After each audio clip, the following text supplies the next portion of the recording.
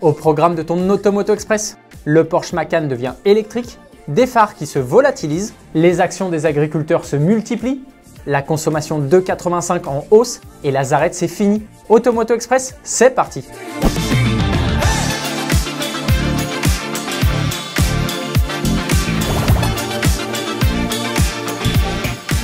100% électrique ». Oui, ce nouveau Macan, qui arrive 10 ans après la première génération, est disponible uniquement avec des motorisations 100% électriques. Ce n'est pas la seule grosse différence, il se transforme en SUV coupé. Et comme toujours avec la marque, les prestations sont de premier ordre. Il développe grâce à ses moteurs électriques de dernière génération, soit 408, soit 639 chevaux en mode boost. Une puissance qui lui permet de passer de 0 à 100 km/h en seulement 3 secondes 3 pour la déclinaison turbo la plus puissante. Il peut se montrer très agile grâce aux roues arrière directrices disponibles en option.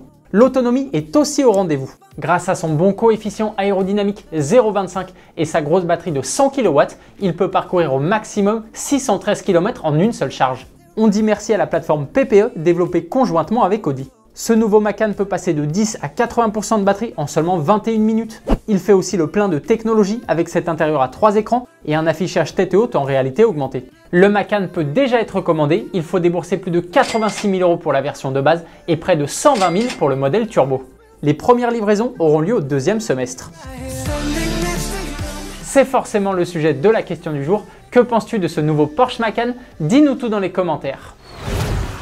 En parlant de Porsche, que se passe-t-il avec les phares? Cette Porsche Taycan Cross Turismo sans feu avant photographiée en Allemagne interpelle. Et c'est bien normal. Elle semble avoir été ouverte par l'incroyable Hulk. Mais la raison va te faire rire. Selon la police, les feux LED que Porsche installe sur ses voitures sont très recherchés par les producteurs de cannabis. Ils génèrent plus de chaleur et demandent beaucoup moins d'électricité que les lampes classiques utilisées pour ce type de culture. Plusieurs vols aux Pays-Bas et en Angleterre ont également été recensés. On le rappelle, la culture et la consommation de cannabis est bien sûr interdite en France, tout comme le vol de phare d'ailleurs. Tu es peut-être resté bloqué plusieurs heures dans ta voiture sans pouvoir avancer ces derniers jours, coincé par une manifestation d'agriculteurs? Leurs actions se multiplient un peu partout en France. Une cinquantaine d'axes routiers et autoroutiers sont actuellement bloqués, principalement dans le sud-ouest par des campements. Plusieurs opérations escargots ont également été recensées. Certains syndicats appellent d'ailleurs, je cite, au blocus de Paris ce vendredi. Si tu envisages de te déplacer avec ta voiture, on te conseille de regarder le site internet de la préfecture de ta région et d'écouter Autoroute Info. Cela peut peut-être t'éviter de mettre plusieurs heures pour faire 15 km. Tant que le gouvernement ne répondra pas favorablement à leurs demandes, ils ne comptent pas arrêter les blocages. Quelles sont leurs revendications? Ne pas toucher à la détaxe sur le gasoil non routier, moins de normes et une rémunération plus juste.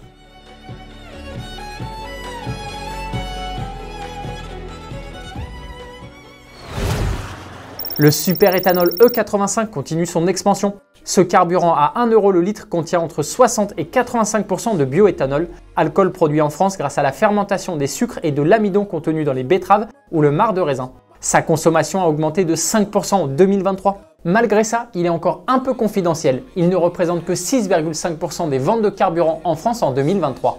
Pourtant, il permet de faire des grosses économies. 910 € environ par rapport au samplon 95 E10 si tu roules 20 000 km. Le 85 a en revanche un rendement moins bon que l'essence classique et consomme un peu plus. De plus en plus de stations-service proposent ce carburant, environ 3600 sur les 6000 que compte le territoire. Lazarette fait une pause. 25 ans après le début de l'aventure Lazarette, Ludovic Lazarette, le fondateur de la marque éponyme, a fait savoir via un message qu'il fermait son atelier.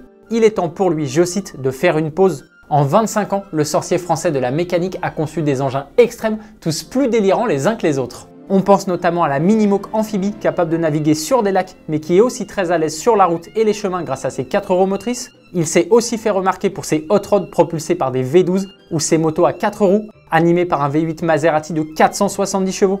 Il a même transformé et imaginé des véhicules pour certains films comme Taxi 4. Mais la réalisation la plus dingue de Lazarette, c'est sûrement cette moto à 4 roues qui peut bien évidemment rouler, mais qui peut surtout voler. C'est bien simple, tout ce qui semblait impensable et impossible à faire, Lazarette l'a fait. Il a indiqué que son envie de créer était toujours aussi importante et qu'il reviendra, mais dans un nouveau format.